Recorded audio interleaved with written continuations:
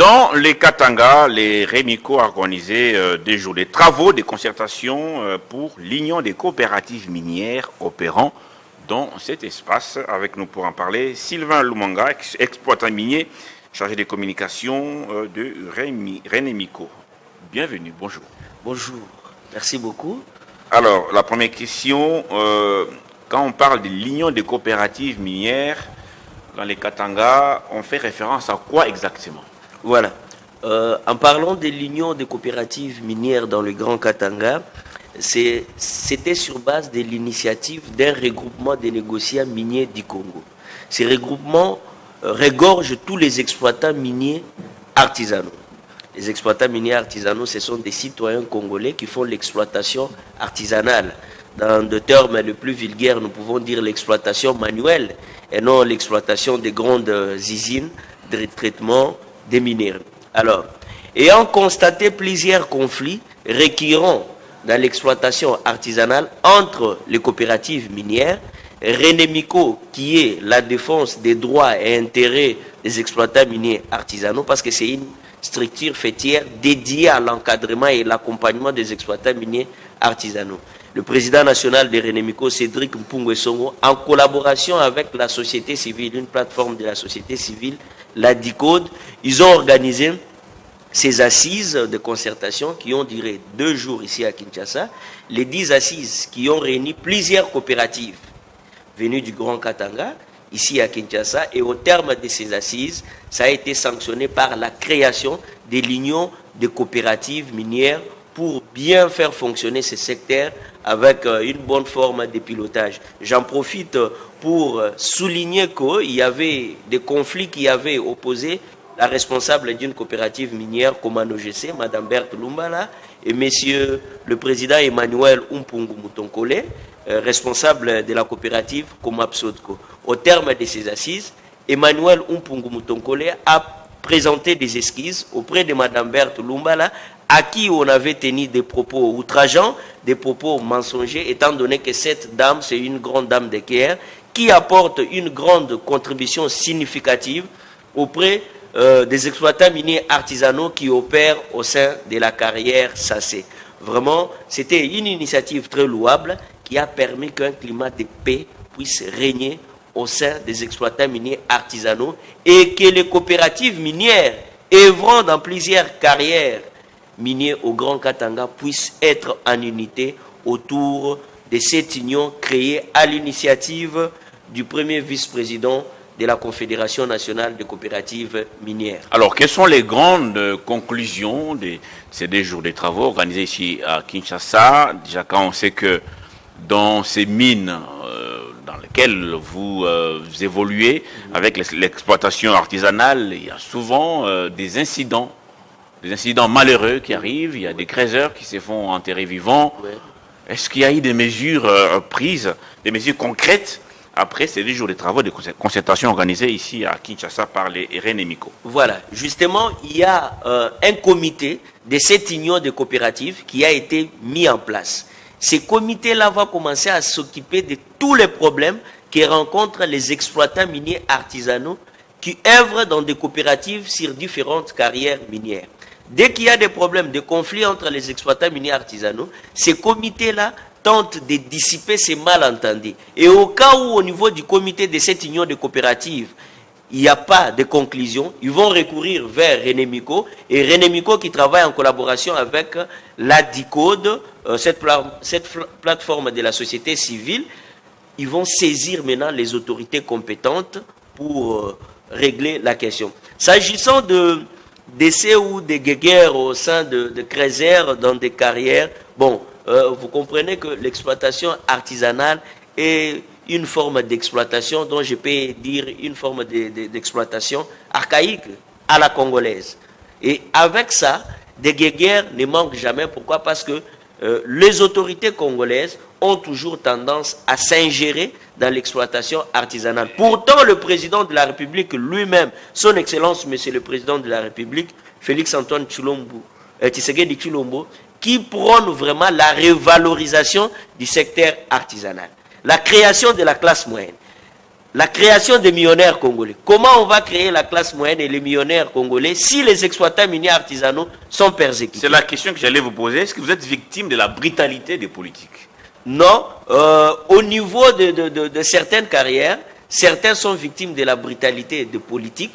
La brutalité des politiques ne peut jamais manquer, surtout si vous ne vous conformez pas à tout ce qu'il faut pour opérer en bonne et due forme dans la carrière dont vous exercez. Certains sont parfois persécutés, mais plusieurs persécutions sont entre les exploitants miniers artisanaux eux-mêmes. Voilà pourquoi il y a des chevauchements. Oui, les chevauchements, justement. Voilà c'est entretenu ou c'est juste des incidents qui arrivent de manière naturelle? C'est souvent entretenu.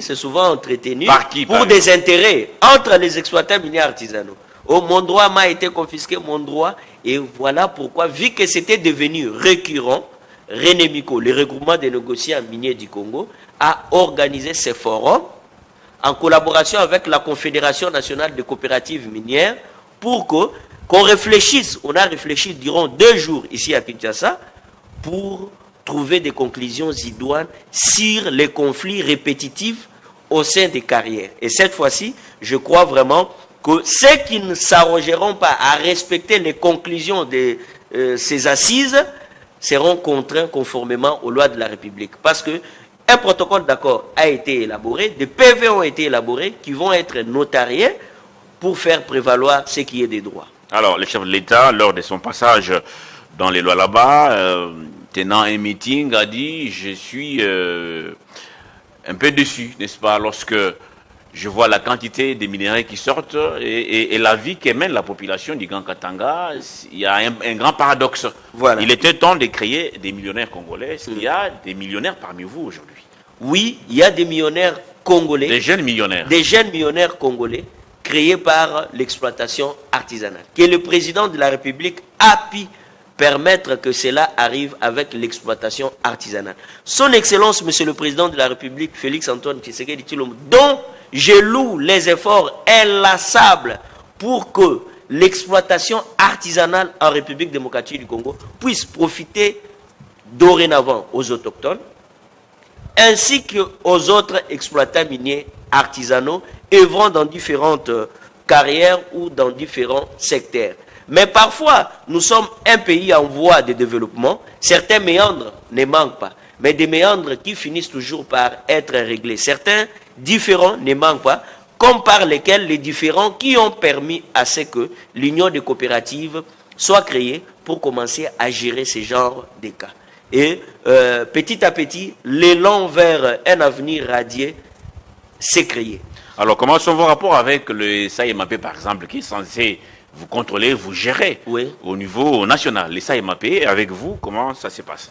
Bon, avec les SAEMAP, sans vous mentir, des questions ont souvent été aussi tendues avec les SAEMAP qui nous gèrent, comme il y a un dossier au niveau de la carrière Milele, un dossier qui fait couler encre et salive, une carrière qui est aussi occupée de façon illicite avec la complicité de la SAEMAP.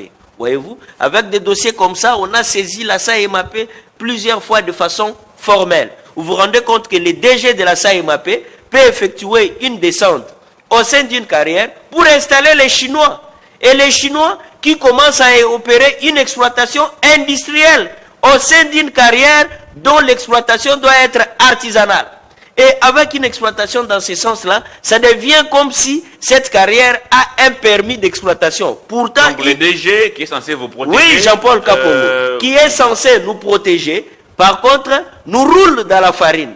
Avec des Chinois. Il empoche des fonds dans ses poches et il vient installer des Chinois qui opèrent une exploitation industrielle dans un site où la zone d'exploitation, les EA, n'est pas donnée, le permis d'exploitation n'est pas donné. Dans l'exploitation artisanale, on donne que la vie technique de la SAEMAP. Quand vous avez la vie technique de la SAEMAP, donc c'est une zone de couverture, de découverture. Donc vous faites la découverte, vous montrez à l'État congolais que non, à cet endroit, il y a ça, il y a ça. Et la plupart des carrières, c'est du remblai. Vous voyez, ce n'est ni du cuivre, ni du cobalt. Aucune exploitation artisanale ne se fait de cuivre. Mais maintenant, lui amène les Chinois, il installe au sein d'une carrière dont on confisque les coopératives qui sont propriétaires. Et les Chinois commence à bafouer l'ordre là-bas et il commence à opérer une exploitation industrielle à l'endroit d'une exploitation artisanale. Ce sont là les difficultés que nous rencontrons dans l'exploitation artisanale. Les grandes difficultés. Ces minéraux, cher Sylvain Lomwanga, ces minéraux sont épuisables. Comment vous voyez les Katanga de demain lorsque tout ceci va être emporté par les Chinois, les Indiens, les Indiens Voilà pourquoi le président de la République a toujours, son Excellence Monsieur le Président Félix Antoine Tshisekedi Tshilombo, que je salue en passant, a toujours prôné la revanche du sol sur le sous-sol. Étant donné que ces minéraux sont épuisables. Bon, on les dit ainsi, mais moi personnellement, je sais que Dieu vous n'y croyez pas. a béni tellement la République démocratique du Congo que je doute fort que ces minéraux seront épuisables. Parce que ça n'a pas commencé aujourd'hui. On a plus de 60 ans d'indépendance aujourd'hui. Les minéraux ne continuent qu'à exister en République démocratique du Congo. Il y a même certains dirigeants qui ont dirigé le Grand Katanga, qui pensaient avoir détruit toutes les collines minières du Grand Katanga. Mais quand ils sont partis des affaires, ils se sont rendus compte qu'ils n'avaient rien fait, qu'ils n'avaient survolé qu'au-dessus des montagnes pleines de ressources minières. Alors, quel message vous lancez finalement à toutes les coopératives, à tous les exploitants, n'est-ce pas, artisanaux miniers du Grand Katanga pour éviter les incidents, mais aussi, vous avez ici décrié le comportement du DG de Saïmapé qui serait venu, j'ai dit ça bien sûr, le conditionnel, oui, qui serait venu installer des Chinois. Voilà, les messages que j'aimerais donner aux exploitants miniers artisanaux, que les exploitants miniers artisanaux doivent commencer à travailler en symbiose, en amour, au nom de la paix. Aujourd'hui, une union de coopératives minières a été créée pour gérer les différends entre les exploitants miniers artisanaux et entre les coopératives. Je salue le sens élevé du président Emmanuel Umpungu Mutonkole, président de la coopérative Komapsotko, qui a reconnu ses erreurs tenues à l'égard de Madame Berthe Lumbala, qui a présenté ses esquisses, et que je dois l'admettre et l'avouer, Madame Berthe Lumbala, c'est une grande dame de renom qui fait avancer le fonctionnement de l'exploitation artisanale via sa coopérative Komano GC au sein de la carrière SACE. C'est ainsi que j'appelle tous les exploitants miniers artisanaux au sein de cette carrière de travailler en collaboration avec la coopérative Komano GC. Si vous le permettez, je voulais aussi dénoncer un sujet d'expoliation dont un exploitant minier artisanal est victime dans la province du Haut-Katanga, territoire de Kipushi. Cette dénonciation est pratiquement adressée à certaines personnes. Une spoliation intentionnelle d'une concession de 6 hectares. Monsieur Augustin Kasongo Moulongoy, c'est un exploitant minier artisanal. Il œuvre au sein de la carrière SACE ou dans le Grand Katanga. Il a acquis au mois de février 2020 une concession pour les activités agro-pastorales, autrement communément appelée ferme, dans les territoires de Kipushi, au village Lukuni, groupement Inakuliba. Alors, 2 ans plus tard, il saisit les services fonciers, les cadastres du territoire, le conservateur des titres immobiliers, parce qu'il voulait faire la mise en demeure, avoir tout ce qu'il faut, les titres fonciers, mais il se rend compte que lui est propriétaire physique de la ferme, mais sur les documents numériques des affaires foncières, le PC est attribué à quelqu'un d'autre. Il n'est pas seulement les seuls, tout un groupement ou tout un village. Le conservateur des titres immobiliers n'a pas compétence de délivrer un document de 139 hectares. On délivre un titre foncier d'un document de 139 hectares. Ce n'est pas de ses compétences. La loi foncière prévoit qu'un conservateur des titres immobiliers ne peut délivrer qu'un document allant de 10 hectares au maximum. Arrivé déjà à 139 hectares, ce n'est que le gouverneur de province. Tout un village s'était révolté le 24 mai 2024 contre ces comportements. Alors, le procureur général près la cour d'appel du Haut-Katanga s'était saisi du dossier. Après vérification et analyse du dossier, il s'est rendu compte que les personnes dont, permettez que je cite leur nom, M. Ilunga Joël, conservateur des titres immobiliers de Kipushi, M. Kasongo Mouyembi Paul, chef de division de cadastre de Kipushi, M. Richard Banzajapol, géomètre du cadastre, et le chef du village, Marco Kisakila, sont coupables, en complicité avec le secrétaire général aux affaires foncières, Gérard Mugangu. C'est ça ce qui fait mal. Ils ont monté une machination, ils ont orchestré cette machination pour délivrer un PC ou des PC. Il y a Lokuta, et pas il y a Batou, un certain Adrien Kabange, qui n'est pas propriétaire. Adrien Kabange. Et aujourd'hui, les dossiers, c'est à quel niveau? Zambien. Alors, les dossiers au niveau de la justice, le procureur général, le parquet près la cour d'appel du Haut-Katanga a fixé les dossiers au tribunal de grande instance de Kipushi pour comparution. Et le secrétaire général aux affaires foncières étouffe ça avec des moyens acquis malhonnêtement auprès de M. Kabenga Adrien, qui a acheté de façon malhonnête cette concession. 139 hectares, ça n'existe pas. Aucune loi foncière ne donne mandat aux conservateurs des titres immobiliers de faire ça. Vous voyez, avec des histoires comme ça, c'est saper l'autorité du président de la République. C'est aller à l'encontre de la volonté du président de la République qui se bat contre la corruption et la mégestion. Léo Katanga est géré par le gouverneur Kazembe. Est-ce que le dossier a été porté à sa connaissance? Les dossiers, j'ai des correspondances avec moi. On a saisi toutes les autorités de tutelle. On a saisi le ministre national des Affaires, le ministre d'État en charge des Affaires foncières. Il n'y a pas eu de suite. Le secrétaire général a été mis en cause. Même le président de la République, le gouverneur de province, le procureur près la cour d'appel du Haut-Katanga a pu réagir quand il a remarqué un soulèvement de tout un village. Les terres de tout un village a été pris. Les cimetières, les cours d'eau, tout a été vendu, octroyé à un sujet zambien qui n'est pas propriétaire de façon malhonnête. Ce que vous dites est quand même gravissime. Très gravissime. On va y revenir avec force détail, en tout cas, parce que c'est pas normal hein, que nos terres soient cédées dans ces conditions-là. Merci beaucoup, Sylvain Lumwanga, pour toutes ces dénonciations. Je rappelle que vous êtes exploitant minier et chargé de communication du réseau des négociants miniers du Congo, René-Miko. Merci beaucoup d'avoir répondu à nos questions aujourd'hui. Merci beaucoup. Merci à vous tous qui nous avez suivis. Nous arrêtons par ici aujourd'hui. Je vous laisse en compagnie de Gaëtan Kobaboranzi Kabouya pour la grande édition des 19h. À très vite.